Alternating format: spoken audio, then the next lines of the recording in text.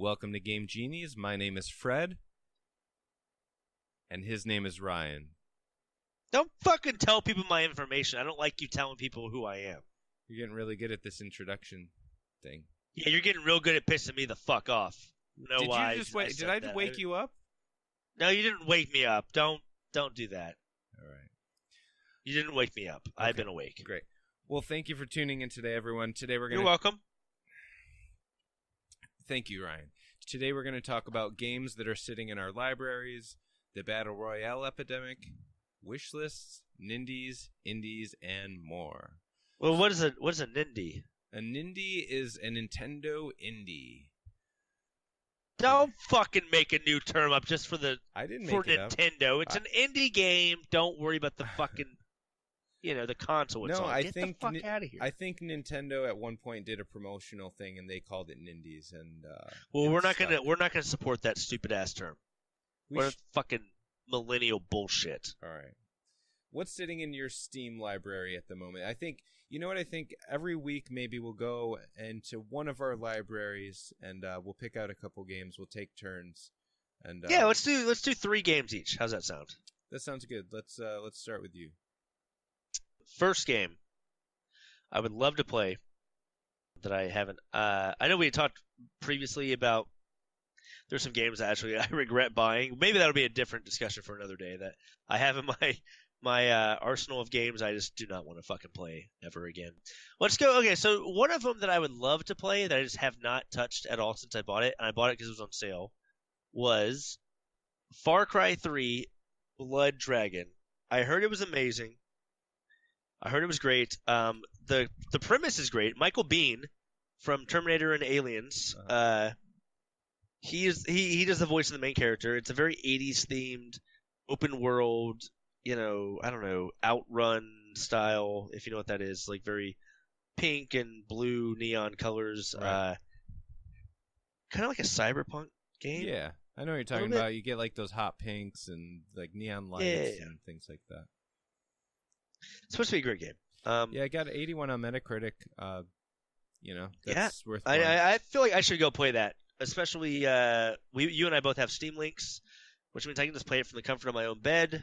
Yeah, and for anyone who doesn't know what a Steam Link at home is, basically you just use your HDMI out on your computer and you plug it into what's called the Steam Link. It's the size of a cell phone, maybe? And you hook it up to Wi-Fi, and your computer just gives permission to the Steam Link, and all of a sudden you have Steam streaming to whatever. I have mine in my living room. Ryan has his in his bedroom. And don't tell people what I do in my bedroom. God damn it. I'm sorry, but you live stream what you do in your bedroom sometimes. So this guy has jokes. Okay, but he might be serious. Okay, 2 more games. Yep, I have. Are we taking turns? Are we taking turns? Or are we doing? I think we should take turns. All right, so I got they don't 2 have more to listen to you for such a long time. So go ahead. Yeah, I don't want them to have to listen to you drone on for too long. I fucking knew you would say some bullshit like that. That's okay. fine. Go ahead. One game that's in my library, I played it for about an hour so far, is The Witness. Great game, was received. Super nice. Puzzle game made by the same nice dude who made Braid. What do you keep saying is nice? Do you fucking know this guy personally? Did I say nice more than once? You said it twice. Nice. You say it twice. You say nice. I love nice Braid, twice. by the way. This developer is a great developer. Yeah, Braid. I would totally rebuy that if they brought that back. If they put that on Switch. Woo! Put that on Switch for me, and I'm fucking down. Yeah, I would totally replay that game. And when it first came out for the 360, I basically binged it. I think I beat it in 2 days. I couldn't not beat it. Like, it was a challenge that was sitting there waiting for me to overcome it. And Did you pay much attention to the story when you were playing it, or just the gameplay? Because both were great.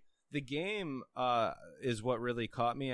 I did skim a few times on the story, but honestly, I was just hooked into the puzzles. So let me explain to you the story a little bit. The story. It came out 2011? No, 2010. I mean, it's old. Yeah, it's fucking old. The Xbox Arcade era. spoilers. If you don't want to hear the spoilers of the game Bray, which you should have already played, then fuck off. Just click forward like 2 minutes. Well, now I'm gonna just wait for 2 minutes and then talk. No, I'm not. Okay, so the story is that you end up essentially becoming Bowser. Like you find out you are Bowser. You're the bad guy of this game. But then it kind of like brings to light of in the Mario games, does Bowser think he's the good guy in this? Because you think you're the good guy the whole time, and then it turns out as you go back in time more and more, you're actually the abusive boyfriend of the girl you're trying to save, the princess, if you will, that you're trying to save. Right. Maybe she was, running away from you that whole time. Exactly. That's the whole point. And that's great. So The Witness is this guy's second game. I haven't played it. I would love to check it out. Yeah, it's great. It basically just, at the very beginning, it tells you that you can move, and it tells you can look, and you're basically on your own from there on. You walk up to these panels, and you kind of don't know what to do, but, the first panel's easy enough. You just drag from, the dot on the left to the dot on the right.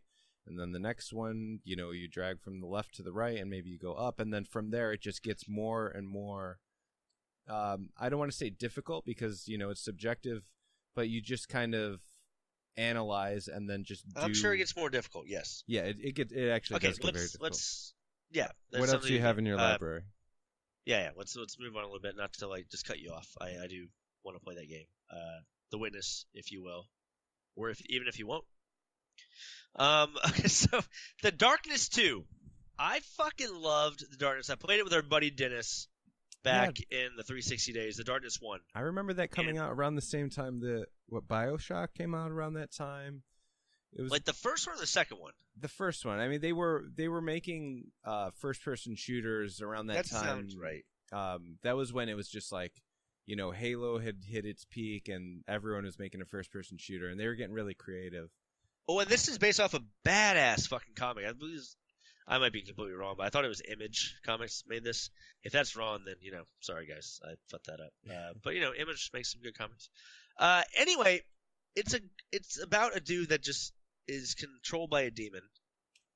I guess a demon lives inside of him, but it's a very mafia style, northeastern, mob boss game, first person shooter. But you just have these elements that are demon arms, essentially, that you use to kill the fuck out of people. And it seems like I believe that the second one was co-op. Maybe the first one was co-op as well. Uh-huh. That might have been why I played it with our buddy Dennis. But it's a great game. The first one. I would love to try the second one. I bought it back in 2012. I have not played it yet. Really? I'm a fucking asshole. Fun fact, Oh, never mind. No, I don't have a fun fact. Wow, you fucking teach everyone with a fun fact. Just give us some fun fact now. Okay. You can't just do that. The Darkness did get an 82 on Metacritic, so okay, that's a fun fact. Do you want to give us an actual fun fact though? It came out in 2007. That's not a fucking fun fact. A fun fact would be sometimes I like to take bubble baths in grape jelly. That's a fun fact. That is, and it's something I do. How would you get the bubbles to move through the jelly? Did I say bubble bath or did I say bath? I might have said bubble bath. It's fucking jacuzzi jets, but you have to clean them out. Yeah, actually, don't do that. I don't recommend using jelly instead of water. Just use water. Get a jelly bath bomb, and you'll be good. Get a bath bomb. Okay, moving on. Okay, your second game. What's your second game? Undertale. This is a game that came out last year. It's an RPG, bullet hell kind of mashup. I know you have it in your library too. I played it for about an hour as well. Great game, really interesting approach. You don't have to actually attack or fight any of the quote unquote enemies. But you totally can if you want to. So you're saying if you don't want to, you don't have to fight any bad guys? No. So basically, you approach, or you are approached by an enemy in the game, and you have the options like any, turn-based, RPG, where you can attack, but in this game, you can attack, you can talk, you can compliment them. They're a number of things that you can do depending on who you run into. And for instance, you talk to a guy and then he'll say something like, "Oh, you don't want to talk to me. Like nobody likes to talk to me." And you talk to him again, and he softens up over time, and you compliment him or whatever, and then eventually he either goes away or you just make friends with him. And it sounds kind of lame from you're not making this sound good at all, but I do understand that it's a good game. Yeah, well, I probably wouldn't be good for writing taglines for video games, but I didn't mean to put you down, man. I'm sorry. Okay. I didn't mean that. Yeah, nobody. You mad at me? You mad at me now? No, I'm not mad at you. I'll forgive you. It's gonna take a couple days. Oh, so we're just gonna be in limbo for a couple. That's fine. Yeah, that's fine. Also, have you played Limbo or Inside, by the way? Don't be changing subjects. I want to talk about you and I and our amazing relationship that we have. Okay, go ahead. No, I don't want to. I was actually just kidding. I want to go to my third game. Can I go to my what's third your game? third game? And also, Limbo is a good game. I played that. Third game is a game that I wish they would come out with on Switch. They might actually be. I mean, there's so many indie games every week that come out on Switch. This might be on there. If this is on there, I will play it in a heartbeat. Either way, it's something I need to play. It's called Lone Survivor.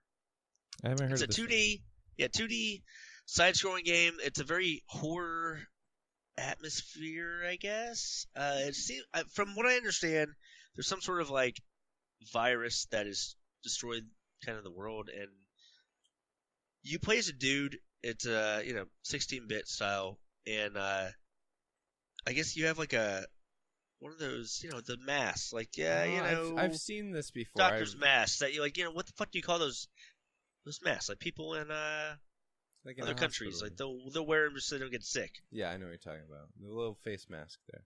Yeah, face mask.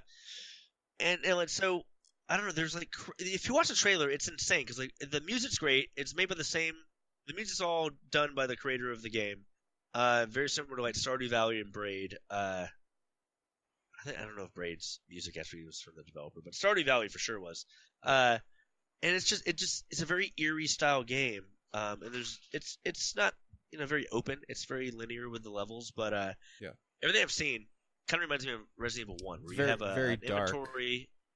Yeah, it's very dark. You have an inventory where you can keep certain things. I have no idea what the fucking game really is. It just looks very interesting, and I've never played it, and I've always wanted to. I purchased it again in 2012. Apparently, I purchased a lot of things in 2012 that I just never played. Yeah, well, it was probably during one of the many Steam sales. If something's cheap enough, I'd pick it up. It might have been during my divorce, though. Oh, yeah, that's right. There was that time when you and Ronnie, you guys split up. That's too bad. I was never married, just for the listeners. I made a joke about divorce, which I guess wouldn't be funny. Yeah, there are people who that got divorced, but, I'm not divorced. So people here are gonna... For now, it's funny. Yeah. Funny until it happens to you. Let's my life. Let's move on to what's your third game? No, your third game.